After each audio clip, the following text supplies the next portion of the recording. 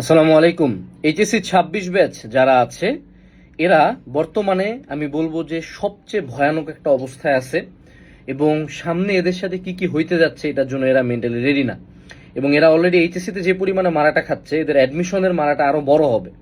So আজকের এই ভিডিওতে আমি কথা বলবো যে এইচএসসি 26 ব্যাচ অলরেডি কি কি কারণে ধরা খাওয়া আছে এবং সামনে তারা কিভাবে ধরা খাবে এবং সেটা থেকে বাঁচার জন্য কি করবে। সো 26 ব্যাচের প্রতিটা স্টুডেন্টকে আমাকে 5 মিনিট সময় দিতে বলবো পুরো ভিডিওটা দেখার জন্য। 2x স্পিড দিয়ে দেখো। ওকে, প্রথম কথা হলো যে তোমরা লিটারালি 6 বছর পরে, লিটারালি 6 ইয়ার্স পরে তোমরা প্রথম ফুল সিলেবাসের চ্যাপ্টার, অর্থাৎ তোমাদের পড়া প্রায় ডাবল। তোমাদের প্রথমবারের মতো 6 বছর পরে ফুল সিলেবাসে এক্সাম হচ্ছে এবং অ্যাডমিশনে হবে, যেটা মেজরিটি টিচাররা তোমাদেরকে ভালো মতো পড়ায় নাই, তোমরাও ভালো মতো পড়ো নাই। এই জন্য এইচএসসি নিয়ে এবার এত প্যানিক হচ্ছে, কারণ বিগত 6 বছর যাবত কিন্তু কেউই ফুল সিলেবাসে পরীক্ষা দেয় নাই। গেল 2 নাম্বার, তোমরা 2018 সালের পরে 8 বছর পরে প্রথম কম্বাইন্ড কোশ্চেন, এবং কম্বাইন্ড কোশ্চেন হবে মানেই কোশ্চেনের লেভেল অবশ্যই যদি আগে 10 ছিল এখন সেটা 15-20-এ যাবে, যেটা ঘটতেছে এখন। সো কম্বাইন্ড কোশ্চেনের কারণে অবভিয়াসলি পুরো ব্যাচের রেজাল্ট অনেকাংশে ডাউন যাবে এবং অনেক স্টুডেন্ট এই কঠিন কোশ্চেন বা এই প্যাটার্নের কোশ্চেনে কিন্তু ইউজ টু না। 3 নাম্বার, তোমরা হলা বাংলাদেশের ইতিহাসে আমি বলবো একমাত্র কাইন্ড অফ ব্যাচ যেই ব্যাচের পরীক্ষার মাঝখানে এই পরিমাণে বৃষ্টি হয়েছে এবং বন্যা পর্যন্ত হয়ে গেছে। জিনিস দুইটা এত ছোট ফ্যাক্টর না। যখন তোমার বাড়ি ডুবে থাকে, কঠিন বৃষ্টি হয়, 10-15 মিনিট লেটে বেরো, ওরকম গ্যাদা গ্যাস করে পরীক্ষা দিতে গেলে অবশ্যই পরীক্ষার হলে বেস্টটা দেওয়া যায় না। এবং তোমরা হইলাম আমি বলবো বাংলাদেশের ইতিহাসে একমাত্র ব্যাচ যে আগের প্রতিটা ব্যাচ এইচএসসি পরীক্ষার আগে পরে কোনো এক সময় আন্দোলন আন্দোলন বা এই কথা বলছে। তোমরা লিটারালি এইচএসসি পরীক্ষার মাঝখানে একমাত্র ব্যাচ বাংলাদেশের ইতিহাসে যারা লিটারালি আন্দোলন করছে কোনো অন্যায়ের এগেনস্টে। এবং এই আন্দোলনের কারণে এই যে পরীক্ষা হবে হবে না, আন্দোলন হবে হবে না, মার্ক দিবে দিবে না, এই দুটো না একদল কিন্তু পড়ছে পড়ছে না, পড়বো কি পড়বো না, পড়বো কি পড়বো না, এই এরকম একটা অবস্থায় গেছে। অর্থাৎ নিজের ফুল এফোর্টটা কিন্তু এইচএসসিতে অনেক স্টুডেন্ট দিতে পারে নাই। এরপরে তোমাদের মধ্যে একটা বোর্ড আছে, চিটাগাং বোর্ডের পরীক্ষা কিন্তু পরে হচ্ছে, অর্থাৎ এরা কিন্তু তোমাদের সাথে পরীক্ষা শেষ করবে না। চিটাগাং বোর্ডের স্টুডেন্টরা টোটালি ডিফারেন্ট সেট অফ কোশ্চেন্সে পরীক্ষা দিচ্ছে এবং টোটালি ডিফারেন্ট টাইম লাইনে পরীক্ষা দিচ্ছে এবং তাদের আবার বন্যা হয়েছিল। সো চিটাগাং বোর্ড, যেটা বাংলাদেশের আমি বলবো যে সেকেন্ড বিগেস্ট হলো নাম্বার অফ স্টুডেন্ট যেখানে থাকে, সেই second biggest number of students কিন্তু এখানে অলরেডি ইম্প্যাক্টেড। এরপরে কথা হলো যে তোমাদের কোশ্চেন ছিল প্রচন্ড ইনকনসিস্টেন্ট। হ্যাঁ, যদিও আমরা বলবো ইনকনসিস্টেন্ট কোশ্চেন বা বাজে কোশ্চেন ছিল হলো হয়তোবা অনেক অ্যাঙ্গেলে বলা যায় physics first part it was bad, ICT was kind of hard, বাকি কোনো কোশ্চেনকে আমরা অতটা কঠিন বলতে পারবো না, বাট একটা আপস অ্যান্ড ডাউন কার্ভ ছিল কোশ্চেনের মধ্যে। এই কারণে কিন্তু অনেকের পরীক্ষা আপ টু দ্য মার্ক হচ্ছে না এবং অনেকে মেন্টালি স্যাটিসফাইড না। আরেকটা কথা সেটা হলো তোমরা হইলা আমার জীবনে আমি যত ব্যাচ দেখছি তাদের মধ্যে সবচেয়ে বেশি ওভার প্যানিক করা ব্যাচ।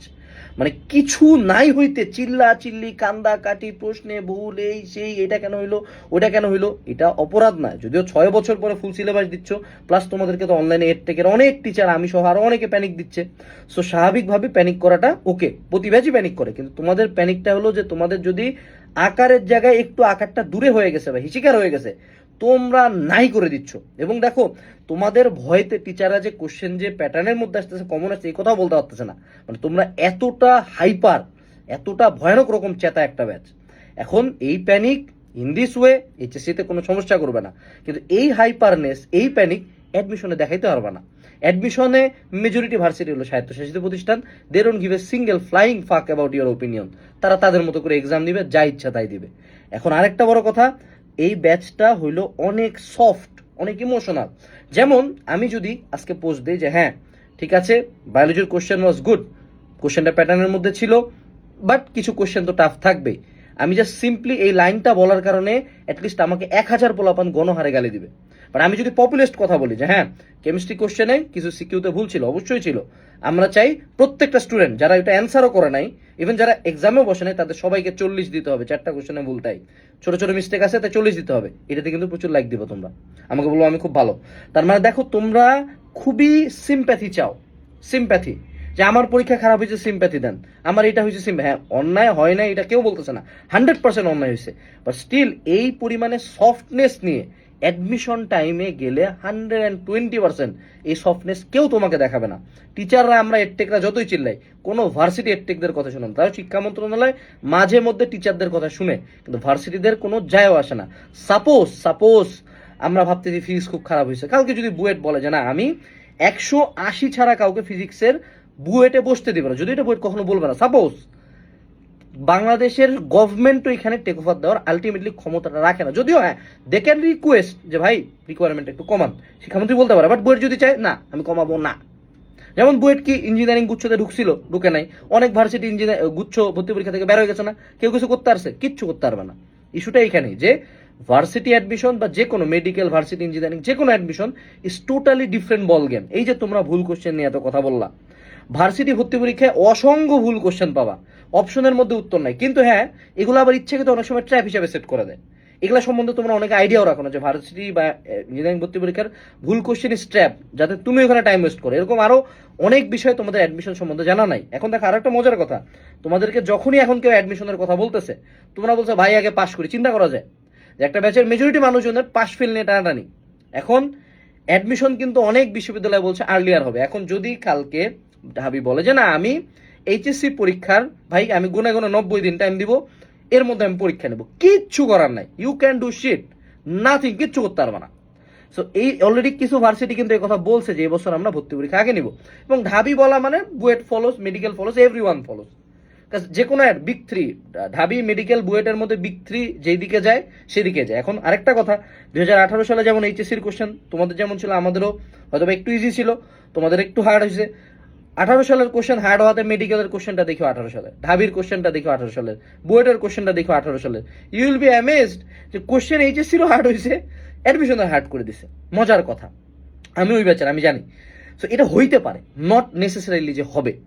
সো এখন এই যে তোমাদের মেন্টালিটিটা যে হ্যাঁ পরে করব, এই করব, ওই করব, আগে এইচএসসিটা শেষ হোক, এই সিচুয়েশন, এই সিনারিওটা, এটা এসএসসি না বাবা যে এসএসসির পরে 1-2 মাস ছুটি কাটাবা, এটা এইচএসসি। অ্যাডমিশনে তোমার অনেক ফ্রেন্ড, তুমি কি ভাবতেছো যে আমি বললাম না বুয়েট যদি 180 সার্কুলার দেয়, বুয়েট এবারও ইনশাল্লাহ মনে হয় গ্যারান্টি দিয়ে বলছি প্লাস চায় বসবে ফিজিক্সে, আমার মনে হচ্ছে কেন জানি। যদি চায় বসে, তোমার কি মনে হয় ওদের ভর্তি পরীক্ষার্থীর অভাব আছে? হাজারটা পোলাপান ওই সার্কুলারেও টিকে যায়, পরীক্ষা দিয়ে দিবে। যদি কোশ্চেন তারা কঠিন করে, তোমরা ভাবতেছো তোমার ব্যাচের রেজাল্ট খারাপ হবে, ভাই ব্যাচে যদি 20,000 পোলাপানও সাপোজ জিপিএ 5 পায়, সাপোজ 20,000 পায়, ভাই পাবলিকে সব ইউনিট মিলায় 40,000 সিট, তোমরা পরীক্ষা দিছো 12 লাখ, তোমার কি মনে হয় পাবলিক স্টুডেন্টের অভাব হবে? জীবনও হবে না। মেজরিটি স্টুডেন্ট যারা ভালো, তারা এর মধ্যেও ভালো করে গেছে। সো আমি এখন তোমাকে একটা কথা বলি, শুনো, admission is a totally different game, totally different sector. তুমি আমাকে একদম ফার্স্ট ইয়ার থেকে শুনো, এই পুরো এইচএসসি পরীক্ষা চলাকালীন আমি যা বলছি 99% কেসে এক্স্যাক্টলি ওইটা ঘটছে। এটা আল্লাহর রহমত, আর হয়তো আমার অভিজ্ঞতা, কারণ আমি রিয়ালিটি বলি, আমি পপুলিস্ট কোনো মতবাদে তোমার সামনে যাবো না। আমার পপুলার দরকার নেই, তুমি আমাকে পছন্দ করো এটা আমার দরকার নাই। সো তোমাদের পুরো অ্যাডমিশন জার্নিতে কি কি হবে, ভার্সিটি, মেডিকেল, ইঞ্জিনিয়ারিং, কি কি ভুল করবা না, কি কি ট্র্যাপ আছে, ঢাকায় আসবা নাকি এলাকায় কোচিং করবা, কিসের কোচিং করবা, রেজাল্ট ভালো হলে কোন দিকে যাবা, রেজাল্ট খারাপ হলে কোন দিকে যাবা, সবকিছু নিয়ে 1 আগস্টের দুপুর 2টার দিকে আমরা কথা বলবো। যদি ওয়েবিনারটাতে জয়েন দিতে চাও, ভিডিওর কমেন্ট সেকশনে একটা গুগল ফর্ম আছে, ফিল আপ করে নিচে আরেকটা ফেসবুক গ্রুপের লিঙ্ক দেওয়া আছে, ওখানে জয়েন দিয়ে দিবা। ওখানে আমরা 1 আগস্ট দুপুর 2টার দিকে কথা বলবো সবকিছু নিয়ে। এখন তুমি বলতে পারো ভাইয়া এইচএসসিটা শেষ হইতে দেন, তোমাদের অনেক প্ল্যাটফর্ম 5 মাস আগে কোর্স নামাইছে, আমি কিন্তু কোর্স নামাইতেছি না, আমি 1 আগস্ট জাস্ট লঞ্চিং করে রাখে দেবো। বাট তোমাকে রিয়ালিটিগুলো জানতে হবে, কারণ তুমি এইচএসসি পরীক্ষার পরে সময় পাওয়া না। দেয়ার আর পিপল যারা এইচএসসি পরীক্ষা দিয়ে সাথে সাথে অ্যাডমিশন পড়া শুরু করবে, দেয়ার আর পিপল যারা প্র্যাকটিক্যালের মধ্যে পড়বে। প্র্যাকটিক্যাল ইজ নাথিং, এটা একটা বুলশিট জিনিস ভাই, তুমি বসলেই নাম্বার দিবে, এটা বাংলাদেশের ক্ষেত্রে এটা হলো রূঢ় বাস্তবতা। সো আমরা 1 আগস্টে এগুলো জানে রাখবো। হ্যাঁ তারপর এইচএসসি শুরু হইলে আমরা আবার টান দিব, সমস্যা নাই, কিন্তু 1 আগস্টে তোমাদেরকে একটু রিয়ালিটিগুলো জানাইতে হবে। কারণ অ্যাটলিস্ট যারা আমার স্টুডেন্ট আছো, যারা আমাকে ফলো করো, যারা আমাকে শুরু থেকে দেখো, চিনো, তোমরা অ্যাটলিস্ট ভাই সচেতন থাকো, বাকি কাউকে লাগবে না। যারা আমার স্টুডেন্ট তাদেরকে আমার 1 আগস্টে সত্যটা জানাই দিতে হবে, সব প্রিপারেশন দেওয়া দিতে হবে। হ্যাঁ, এবং ওই দিন আমরা আমাদের লঞ্চিংগুলো করে দিব। As always we will be the most affordable, এবং সবচেয়ে বেশি ফিচার বেস থাকবে, সবচেয়ে কম্প্যাক্ট থাকবে। অত বেশি কোনো কিছুই আমরা দিই না, অত বড় কোনো কিছুই আমরা দিই না। সো 1 আগস্ট দুপুর 2টার দিকে দেখাচ্ছ, বাট স্টিল তুমি ওয়েবিনারে থাকো, আমি জানি তুমি থাকবা, বা না থাকলেও অ্যাটলিস্ট সচেতন থাকো অ্যাডমিশন নিয়ে, কাজ admission is a totally different ball game. Best of luck, tata.